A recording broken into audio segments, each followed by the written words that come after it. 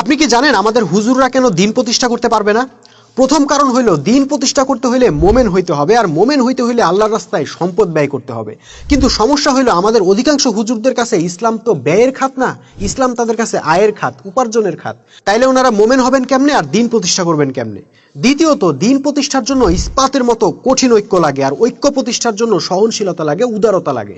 কিন্তু আমাদের অধিকাংশ হুজুরি কি করেন?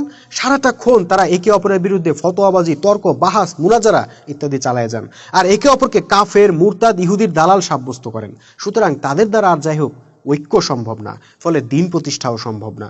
তৃতীয়ত, দিন প্রতিষ্ঠার জন্য একজন নেতার আনুগত্য লাগে, সেই নেতার কমান্ড মোতাবেক দিন প্রতিষ্ঠার সংগ্রাম করতে হয়। কিন্তু ভাই, আমাদের অধিকাংশ হুজুরদের যে অহংকার, আপনার কি মনে হয় তারা সবাই মিলে কোনো একজনকে নেতা মানতে পারবে? কখনোই না। তাইলে উনারা কেমনে দিন প্রতিষ্ঠা করবে বলেন তো?